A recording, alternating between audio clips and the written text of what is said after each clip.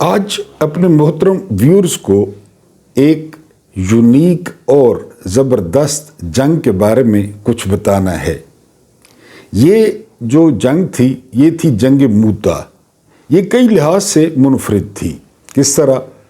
یہ پہلی جنگ تھی جس میں خالد بن ولید رضی اللہ تعالیٰ عنہ اسلام لانے کے بعد پہلی دفعہ بحیثیت مسلمان جنگ لڑ رہے تھے، اور ان کا ریکارڈ تھا کہ وہ جب مسلمان نہیں بھی تھے تو کوئی جنگ نہیں ہارے تھے۔ اس کے علاوہ ایک بہت متقی صحابی حضرت ابو ہریرہ رضی اللہ تعالیٰ عنہ وہ بھی اس جنگ میں شامل تھے۔ تیسری خاص بات یہ تھی کہ 3000 کے لشکر کے مقابلے میں 1,00,000 کا رومیوں کا لشکر کھڑا تھا اور حسب معمول کیل کانٹے سے لیس تھا، اور ادھر جو لشکر تھا اس کی حالت جس طرح مسلمانوں کی حالت ہوتی تھی اسی طرح تھی۔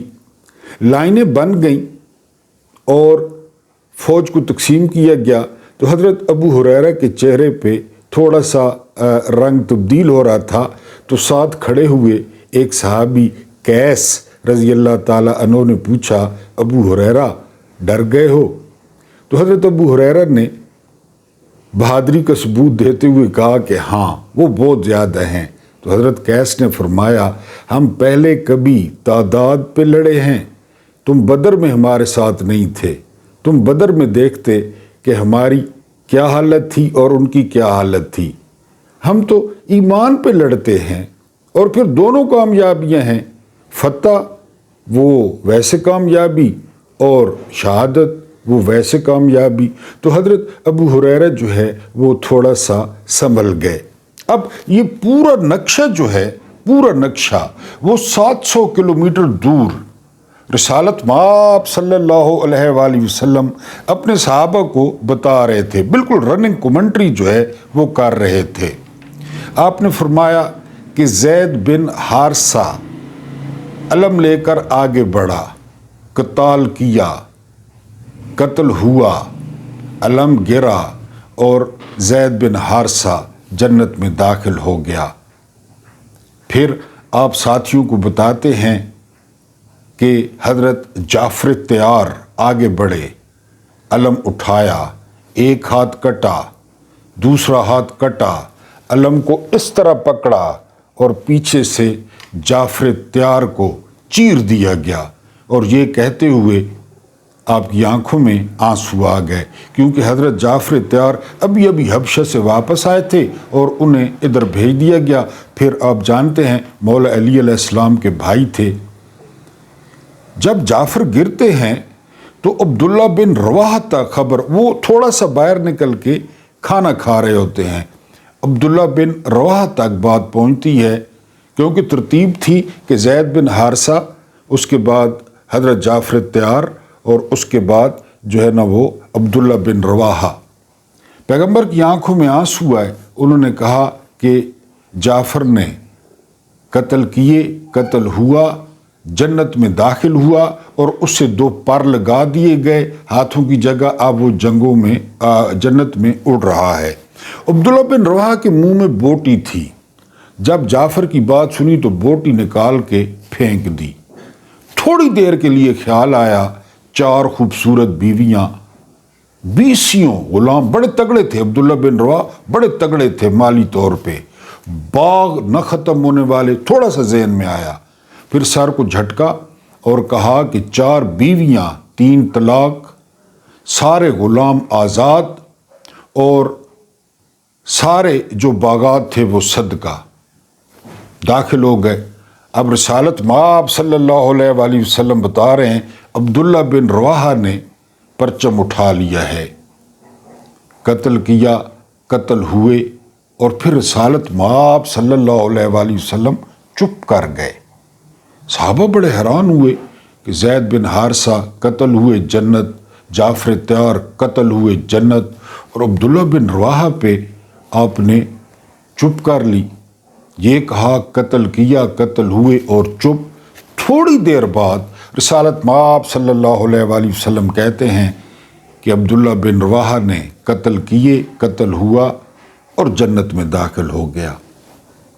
लोगों ने साहब ने पूछा कि ज़ैद बिन हारिसा फ़ौरन जन्नत, जाफ़र त्यार फ़ौरन जन्नत, अब्दुल्ला बिन रवाहा पे आपने थोड़ा सा वक्त लगाया है।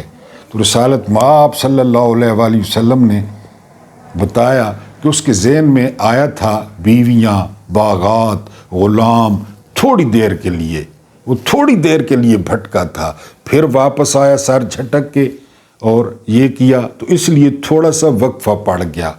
ये होती हैं प्रायोरिटीज़ कि अल्लाह पहली प्रायोरिटी है। और फिर चौथा नंबर था खालिद बिन वलीद का। खालिद बिन वलीद ने अलम थामा तो क्या फरमाया रसालत माब सल्लल्लाहु अलैहि वसल्लम ने कि अल्लाह ने अपनी तलवारों में से एक तलवार अब निकाल ली है। मुगीरा का पोता, वलीद का बेटा खालिद इब्न वलीद ने अलम संभाल लिया है। और फिर खालिद बिन वलीद थे, क्या किया उन्होंने? रात हुई, जो इधर वाला था जो है ना वो दाएं वाला लश्कर बाएं तरफ कर दिया, बाएं वाला दाएं तरफ कर दिया, दरमियान में खुद रहे। पीछे पहाड़ थे, पीछे जाकर पहाड़ों पे आग जलवा दी। सर्दियां थीं, रूमी देख के हैरान के पहाड़ों पे कल आग नहीं थी, आज आग जल रही है। फिर 100 फौजी भेजा कि थोड़ी देर बाद 10 बंदे नारे तकबीर करते हुए जो है ना वो नीचे उतरे। सुबह हुई तो सामने नई शक्लें थीं रूमियों के, क्योंकि खालिद बिन वलीद ने तरतीब बदल दी थी। रात को वो आग भी देख चुके थे पीछे पहाड़ों पे। अभी ये सोच ही रहे थे कि 10 घुड़सवार नारे तकबीर अल्लाह अकबर कहकर पहाड़ों से उतरे। उन्होंने एक दूसरे के काम रात को कह रहे थे ना कि कुमक आ रही है, वो देखो पहुंच रही है, उसको कौन देखता है, 10 हैं 100 हैं, और फिर नारे तकबीर। वो जो ही आके उन्होंने खालिद को ज्वाइन किया, पीछे से फिर नारा लगा, नारा तकबीर, और 10 घुड़सवार दगादग वो जो है ना वो रूमी, यानी अभी आखिरी 10 नहीं पहुंचे थे कि रूमी निकल खड़े हुए। बिस्मिल्लाहिर्रहमानिर्रहीम। मेरा नाम महमूद नियादी है, आप लोग जान चुके होंगे अब तक। अस्सलाम वालेकुम वरहमतुल्लाहि वबरकातुहू। आज दिन तारीख है 5 नवंबर 2025 और दिन है बुध का। कुछ ताज़ा तरीन सूरत हाल, बहुत इम्पोर्टेंट, आज का वीलॉग बहुत इम्पोर्टेंट है। कोशिश किया करें, आपको कहता हूँ कि वीडियो शुरू से आखिर तक जो है वो देखा करें। हमारे चैनल पे अगर नए हैं तो एक पैकेज के लिए, ये वीलॉग नहीं होता, एक पैकेज होता है अल्हम्दुलिल्लाह, जो मैं अपनी कोशिश से बनाता हूँ आपकी तफरीह तबा के लिए और आपको इन्फॉर्म करने के लिए कि आप अपग्रेड रहें।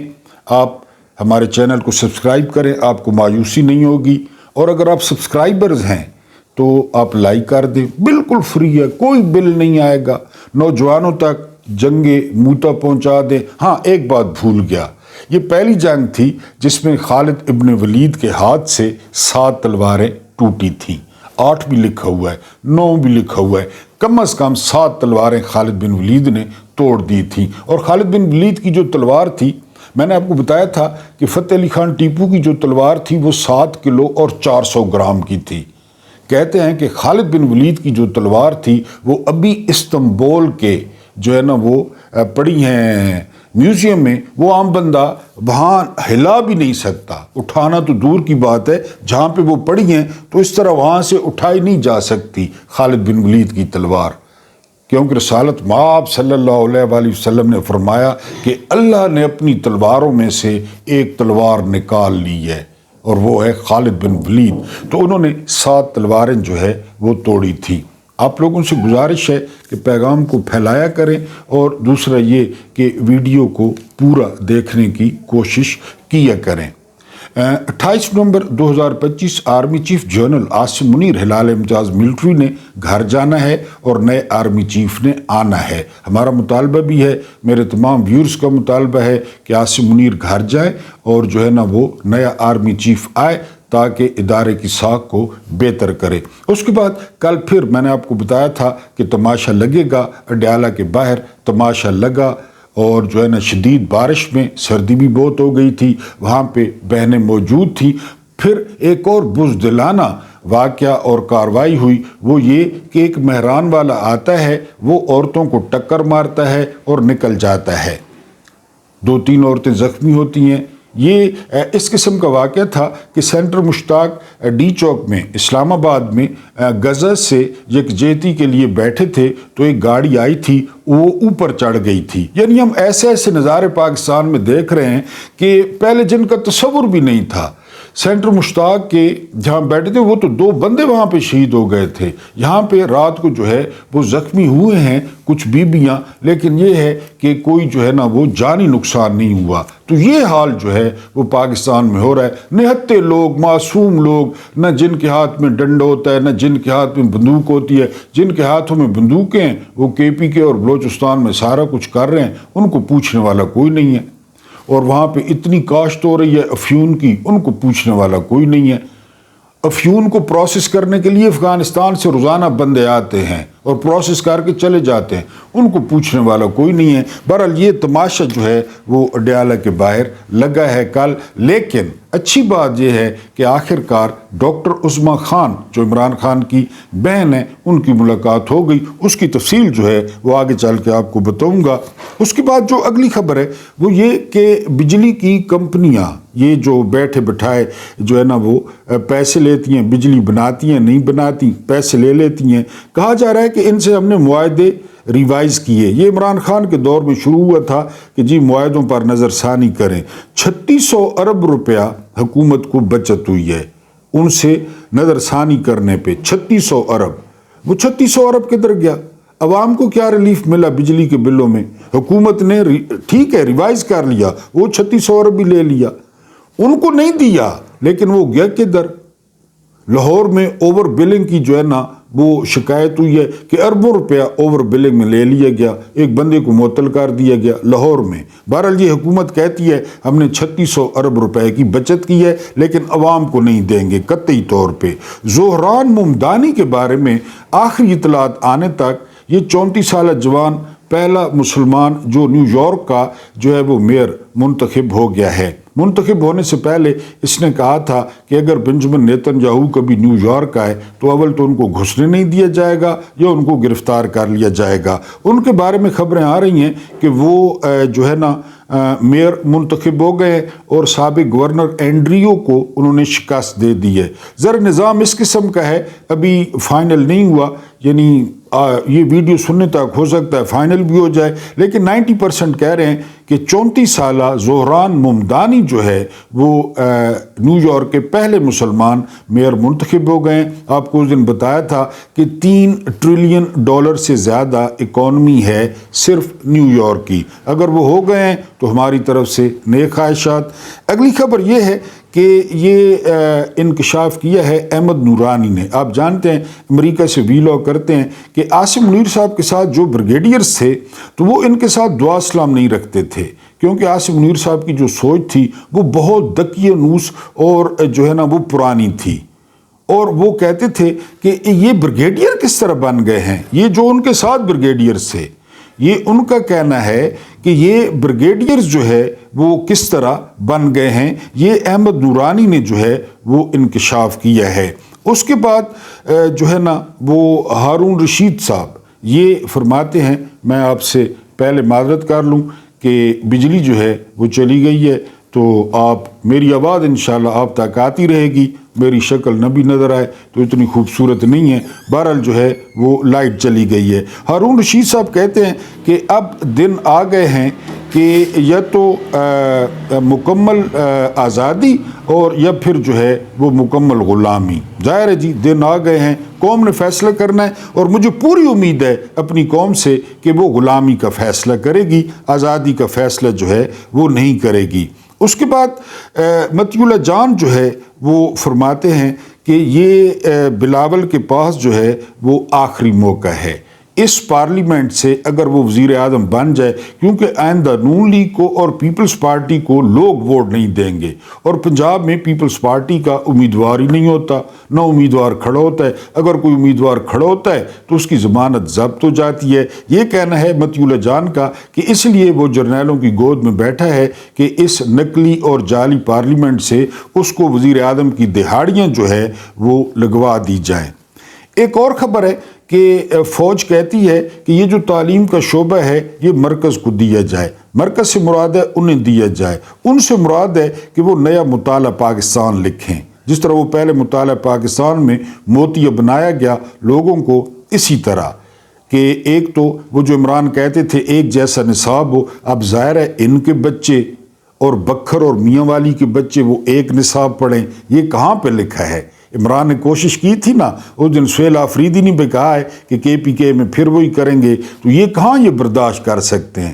یعنی نائی کا بچہ، موچی کا بچہ، کسان کا بچہ، ریڑی والے کا بچہ، محمود نیازی کا بچہ، وہ بھی وہی سلیبس پڑھے جو ہے نا جرنیلوں کے بچے پڑھیں۔ آپ کو پتہ ہے جرنیلوں کے بچے تجربات سے پیدا ہوتے ہیں، یہ جس طرح ہم پیدا ہوئے ہیں اس طرح پیدا نہیں ہوتے، یہ تجربات سے پیدا ہوتے ہیں، بہت بڑے تجربے کیے جاتے ہیں مریخ پر، تب ان کی اولاد پیدا ہوتی ہے، نہ خلف۔ بہرحال جو ہے نا وہ تعلیم کا شعبہ اپنے پاس رکھنا چاہتے ہیں۔ اور اس کے بعد ایک اور انکشاف ہوا ہے کہ جو وزراء ہیں جو فن خان بنے پھرتے ہیں، خواجہ آصف، حنیف عباسی، احسن اقبال، کہ ان کو بلاول کی ٹویٹ کے بعد ترمیم کا پتہ چلا ہے۔ بلاول کی ٹویٹ کے بعد، پہلے ان کو نہیں پتہ تھا کہ جو ہے نا وہ کیا ہو رہا ہے، یہ کب آ رہی ہے ترمیم، یا اس میں کیا ہے۔ یہ وزراء کو بلاول کی ٹویٹ کے بعد جو ہے وہ پتہ چلا ہے۔ یاجوج ماجوج کی قوم کے بارے میں کہا جاتا ہے کہ وہ سارا دن جو ہے وہ دیوار چاٹتے رہتے ہیں، یہ ہم سنتے ہیں، بڑے بڑے عالم کہتے ہیں پاکستان میں ایک ایسی مخلوق ہے جو یاجوج ماجوج کی طرح دیوار تو نہیں چاٹتی، ہاں وہ ہر وقت جو ہے وہ بوٹ چاٹتی رہتی ہے، اور بوٹ کی جو مہک ہے، جو بوٹ کا نشہ ہے، وہ ان کے دماغ کو چڑھ گیا ہے۔ حوالدار منیب فاروق، یہ اپنے آپ کو صحافی کہتے ہیں، سینئر تجزیہ نگار کہتے ہیں، 50 لاکھ ان کو چینل تنخواہیں دیتے ہیں۔ ان کا کام کیا ہے؟ یہ آ کر بتاتے ہیں کہ جی محمد نذیر کے بیٹے کے ختنے وہ جمعرات کو ہوں گے، آپ کو شرکت کی دعوت دی جاتی ہے۔ یہ ایسے لانتی لوگ ہیں جو دھمکیاں دیتے ہیں اپنی قوم کو۔ وقت بدل جائے گا منیب صاحب۔ بہرحال انہوں نے تازہ دھمکی یہ دی ہے کہ اگر PTI نے احتجاج کیا تو ایک تو ان کو پھینٹا لگے گا TLP کی طرح، اور دوسرا ان پر پابندی لگا دی جائے گی، یہ صحافت ہے۔ بہرحال جی حوالدار منیب نے یہ دھمکی دی ہے۔ اس کے بعد مظہر عباس، آپ جانتے ہیں کہ بہت زبردست قسم کے جو ہے نا وہ صحافی ہیں، غیر جانبدار ہیں۔ مظہر عباس یہ کہتے ہیں کہ اتنی زیادہ جو ہے وہ ترمیم اور اتنی جلدی ترمیم کرنے کی جو ہے نا وہ کیا ضرورت پیش آئی ہے، نظام چل رہا ہے تو ٹھیک ہے، لیکن ساتھ وہ یہ کہتے ہیں کہ ان ترامیم سے اور کچھ ہو نہ ہو، پاکستان کی جو جمہوریت ہے جو کہ پہلے بھی بہت فرجائل ہے، آپ لوگ سمجھتے ہیں بہت کمزور ہے، اور 78 سال میں 4 دفعہ یہاں پہ مارشل لاء لگے، جرنیل آئے، انہوں نے کھلی ولی پروگرام کیا، تو وہ کہتے ہیں کہ مزید جو تھوڑی بہت جو ہے نا جو جمہوریت ہے اس کا بھی جو ہے وہ جنازہ نکل رہا ہے۔ یہ کچھ تازہ ترین خبریں تھیں۔ اگر ہم اپنے وی لاگ کی بات کریں تو وی لاگ میں جو سب سے امپورٹنٹ خبر ہے وہ ہے جو رائل انسٹیٹیوٹ ہے اردن کا، اس نے پھر 500 بااثر ترین مسلمانوں کی جو ہے وہ فہرست شامل کی ہے، اور انتہائی حیران کن طور پر اور انتہائی قابل فخر، مجھے بڑا فخر محسوس ہوا، ایک شخص دمشق کے قید خانے میں قید ہے، بادشاہ سلمان بن عبد الملک کا قیدی ہے، ضمیر کا قیدی ہے، سچائی کا قیدی ہے، جمہوریت کا قیدی ہے، نام ہے اس کا عمران خان۔ ان 500 بااثر ترین لوگوں میں عمران خان کا نام شامل ہے۔ اس میں کوئی نواز شریف نہیں ہے، اس میں کوئی زرداری نہیں ہے، اس میں کوئی فیلڈ مارشل صاحب نہیں ہے، بااثر ترین جو ہے وہ مسلمانوں میں عمران خان کا نام شامل ہے، کہ عمران خان جیل میں بیٹھ کر ایک بہت بڑا دائرہ اثر رکھتے ہیں، 60% نوجوانوں میں اکثریت ان کی جو ہے وہ قدردان ہے، اکثریت ان کی حامی ہے۔ انہوں نے جیل میں بیٹھ کے 8 فروری 2024 کو اتنی پابندیوں اور اتنے ظلم کے باوجود سب سے زیادہ نشستیں جیتی۔ یہ کہنا ہے رائل انسٹیٹیوٹ کا، اور 500 بااثر ترین مسلمانوں میں عمران خان جو ہے وہ شامل ہیں۔ یہ پاکستانی قوم کے لیے، عمران خان کے سپورٹرز کے لیے، عمران خان کے ووٹرز کے لیے ایک بہت بڑی ٹرافی ہے، بہت بڑی جیت ہے۔ آپ شخصیات کو قید کر سکتے ہیں، آپ نظریات کو قید نہیں کر سکتے۔ تو بہرحال عمران خان جو ہے وہ 500 اور باقی جو لوگ ہیں، مثلا تقی عثمانی ہے، تقی عثمانی کو میرا خیال ہے گھر والے کھانا نہیں دیتے کہ وہ بااثر ترین ہے۔ محمد بن سلمان کہاں سے بااثر ترین ہے؟ امیر قطر کہاں سے بااثر ترین ہے؟ ان کے پاس پیسے ہیں، روکڑا ہے، جس طرح کنجروں کے پاس ہے، مہک ملک کے پاس ہے، وہ کہاں بااثر ترین ہے؟ ان کو تو گھر والے نہیں جانتے۔ بہرحال اگر اس میں کوئی بااثر ترین اوریجنل ہے تو وہ عمران خان ہے، کہ عمران خان بااثر ترین لوگوں میں شامل ہیں۔ عمر مختار یہ کمال کا بندہ تھا۔ ویسے بھی یہ بندے مجھے بڑے پسند ہیں یہ بندے۔ اس بندے نے 20 سال تک اٹلی کے خلاف لڑائی کی، لیبیا کی آزادی کے لیے۔ کمال کا بندہ تھا یہ، اور اس شخص کو سرعام پھانسی دی گئی تھی۔ اس نے پھندے کو چوما تھا۔ سن تھا جو ہے نا وہ جب ان کو سرعام پھانسی دی گئی 1931 میں ان کو سرعام پھانسی دی گئی، اور ان کی عمر کتنی تھی اس وقت؟ 73 سال ان کی عمر تھی، یعنی عمر مختار کی۔ اس کو لائن آف ڈیزرٹس کہتے تھے، صحرا کا شیر۔ اور کیا کمال لڑائی لڑی اس نے۔ دنیا میں 2 بندے گزرے ہیں جنہوں نے کہا تھا آزادی یا موت۔ پہلے نمبر پہ ہیں جو ہے نا وہ اس کا نام ہے ہنری پیٹرک۔ یہ کون تھے؟ یہ حریت پسند تھے امریکہ کے، برطانیہ کے خلاف یہ لڑ رہے تھے۔ 1799 میں ان کا انتقال ہوا تھا۔ انہوں نے کہا تھا خطاب کرتے ہوئے کہ آزادی یا موت، تیسرا کوئی راستہ نہیں ہے۔ یہ سب سے پہلے ہنری پیٹرک نے کہا تھا۔ اس کے بعد جو مسلمانوں میں پہلی اور آخری دفعہ کہا تھا وہ کہا تھا عمر مختار نے۔ اس نے کہا تھا آزادی یا موت، یا یہ قابض فوجی یہاں سے دفع ہوں، یا پھر جو ہے نا یہ سکولر تھے، یہ ٹیچر تھے، یہ عالم تھے، اور لیبیا کے متقی ترین لوگوں میں ان کا شمار ہوتا تھا، اور ان کو کہا جاتا تھا لائن آف ڈیزرٹس، صحراؤں کا جو ہے نا وہ شیر۔ نواز شریف بھی زندہ ہے، شلوار میں پوٹی کر کے بیٹھا ہے، چوں نہیں کر سکتا، اور اس دفعہ کہا ہے کہ 27ویں ترمیم کہا نا فوج نے پیش کی ہے اور ہم ذمہ نہیں لیتے، تو پھر دیکھنا تمہارے ساتھ کیا حشر ہوتا ہے۔ کل وہ بودی سائیکلاں والے کا بیٹا سینٹ میں آتا ہے، وہ سمدھی، وہ کباڑیا، وہ کہتا ہے جی ہم پیش کر رہے ہیں۔ پہلے وزیروں کو پتہ ہی نہیں تھا، کیونکہ نواز شریف کو جاتی عمرہ میں جا کے کہا گیا تھا کہ بیٹی وزیر اعلیٰ رہے گی، بھائی وزیر اعظم رہے گا، لٹ مار کی کھلی اجازت ہوگی، جو کرنا ہے پاکستان کے ساتھ کرو، لیکن اب یہ کہنا کہ یہ ترمیم جو ہے وہ ہم پیش کر رہے ہیں۔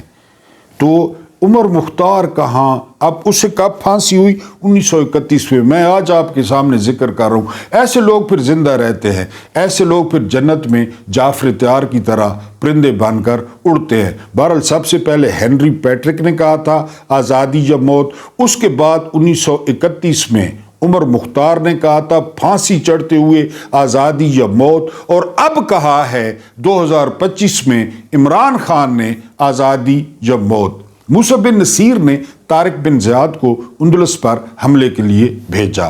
یہ لشکر 4 جہازوں پہ یا 4 بڑی کشتیوں پہ سوار تھا، تعداد تھی تقریباً 12,000۔ یہ لوگ پہنچے جبرالٹر، جبل الطارق۔ وہاں پر جب فوج اتری تو جو نوجوان آرمی چیف تھا طارق بن زیاد، اس نے حکم دیا، بربر تھا، اس نے حکم دیا کہ کشتیوں کو آگ لگا دی جائے۔ سننے والے سکتے میں آ گئے کہ نوجوان جرنیل، بوڑھے جرنیل بھی تھے، انہوں نے کہا کہ جرنیل کے سر کو دھوپ لگ گئی ہے آتے ہوئے، یہ باولا ہو گیا ہے، یہ پاگل ہو گیا ہے۔ طارق نے پھر کڑک کر کہا کشتیوں کو آگ لگا دی جائے۔ پھر تھوڑا توقف ہوا، لوگوں نے ایک دوسرے کی طرف دیکھا، تیسری دفعہ تلوار نیام سے نکلی اور طارق نے کہا اپنے ذاتی محافظوں کو کہ کشتیوں کو آگ لگا دیں، اور پھر کیا تھا کہ جرنیل کا حکم تھا کشتیوں کو آگ لگا دی گئی اور تڑاخ تڑاخ کر کے جو ان کے تختے تھے وہ بجنے لگے، اور چشم فلک نے پہلی دفعہ واقعہ دیکھا کہ ایک جرنیل جن کشتیوں پہ آیا ہے ان کشتیوں کو آگ لگوا دی ہے۔ اب طارق اونچے ٹیلے پر کھڑے ہوئے اور طارق نے کہا کہ اب تم لوگوں کے پاس دو راستے ہیں، ایک راستہ یہ ہے کہ آگے بڑھو اور اندلس چھین لو، راڈارک سے اسے فتح کر لو، دوسری صورت یہ ہے کہ پیچھے ہٹو اور پیچھے ہٹتے ہٹتے اس سمندر میں شرم سے ڈوب مرو۔ اب نہ بیویاں، نہ بچے، نہ گھر، نہ بار، نہ رشتہ دار، اب کچھ نہیں ہے۔ اور پھر ان 12,000 نے 1,00,000 کے لشکر پر ایسے ٹوٹ کے حملہ کیا، ایسے ٹوٹ کے حملہ کیا کہ اندلس فتح ہو گیا۔ یہ چشم فلک نے پہلی دفعہ دیکھا کہ کشتیاں جلی اور ایک جرنیل نے اپنی واپسی کے راستے ختم کر دیے۔ کیا واپس؟ عمران خان نے کشتیاں جلا دی۔ عمران خان نے جو تھوڑی بہت کسر تھی وہ عمران خان نے جو ہے وہ پوری کر دی ہے۔ میں آپ کے سامنے جو کل عظمی خان پیغام لائی ہیں، میں پیغام آپ کے سامنے رکھ دیتا ہوں، پھر آپ دیکھ لیں کہ عمران خان جو ہے وہ عمر مختار کے راستے پہ ہیں، ہنری پیٹرک کے راستے پہ ہیں یا طارق بن زیاد کے راستے پہ ہیں، یہ آپ نے دیکھنا ہے۔ ملک میں اس وقت آئین و قانون کی نہیں، عاصم لا کی حکمرانی ہے۔ عاصم منیر تاریخ کا ظالم ترین ڈکٹیٹر اور ذہنی مریض ہے۔ اس کے دور میں جتنا ظلم ہوا اس کی مثال نہیں ملتی۔ اس کے دور میں عورتوں کا لحاظ کیا گیا، نہ بچوں اور بزرگوں پر رحم کھایا گیا۔ عاصم منیر اپنی کرسی کی ہوس میں کچھ بھی کر سکتا ہے۔ اس وقت ملک میں صرف ایک شخص عاصم منیر کا حکم چل رہا ہے، جس کی وجہ سے ملک سے اخلاقیات کا جنازہ نکل گیا ہے۔ میں نے بتایا نا، پہلے لوگ کاریں نہیں مارتے تھے، گاڑیاں نہیں چڑھاتے تھے عورتوں پہ۔ جی، اس دور میں جس طرح عام عوام کا قتل عام کیا گیا ایسا کبھی نہیں ہوا۔ 9 مئی، 26 نومبر، آزاد کشمیر اور مرید کے سانحات طاقت کے اس اندھے استعمال کی بدترین مثال ہیں۔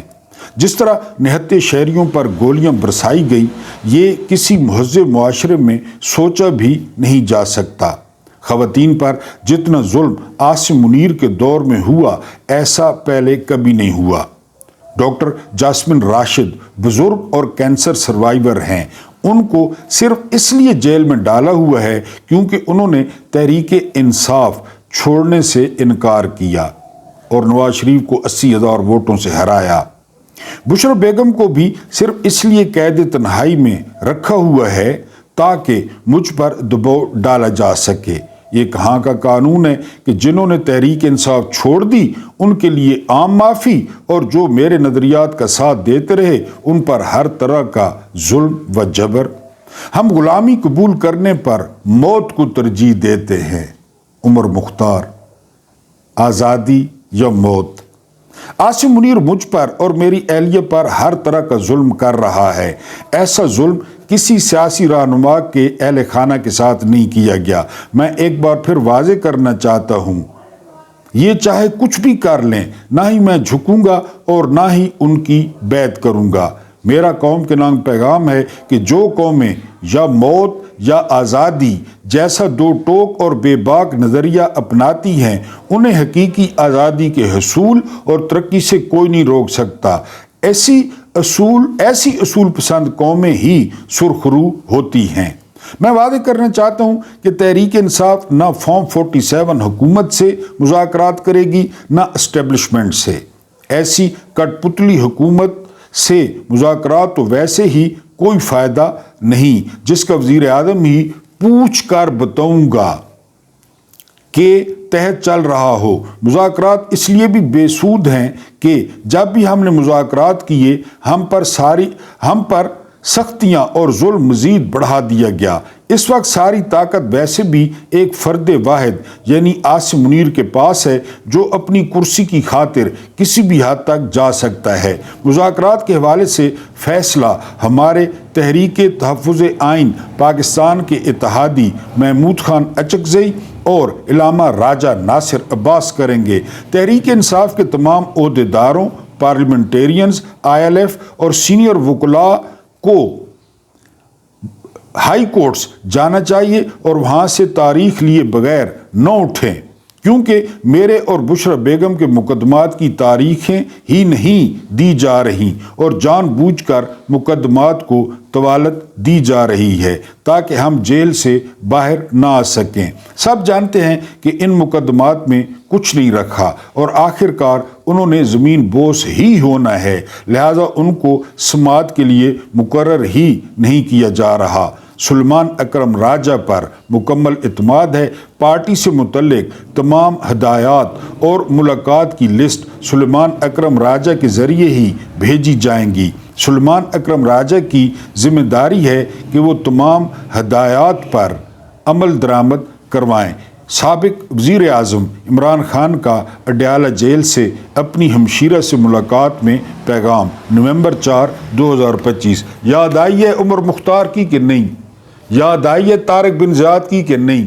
لوگ اپنے ایک پاؤ گوشت کے لیے کیا کچھ کر رہے ہیں، کیا کچھ اٹھا رہے ہیں۔ یہ ذہن میں رہے کہ یہ شخص جیل میں ہے، یہ ذہن میں رہے کہ یہ شخص ان کے قبضے میں ہے، یہ ذہن میں رہے کہ اس کی جان ان کے رحم و کرم پر ہے، اس کا کھانا ان کے رحم و کرم پر ہے، اس کا پانی ان کے رحم و کرم پہ ہے۔ مزاحمت زندہ باد، ہنری پیٹرک زندہ باد، عمر مختار زندہ باد، عمران خان زندہ باد۔ اللہ پاک آپ لوگوں کو آسانیاں عطا فرمائے، آسانیاں بانٹنے کی توفیق عطا فرمائے۔ میرا رب کریم آپ کے اور میرے مرحومین کی مغفرت فرمائے، ان کے ساتھ عدل کا نہیں رحم کا اور احسان کا معاملہ فرمائے۔ مجھے برداشت کرنے کا بہت بہت شکریہ۔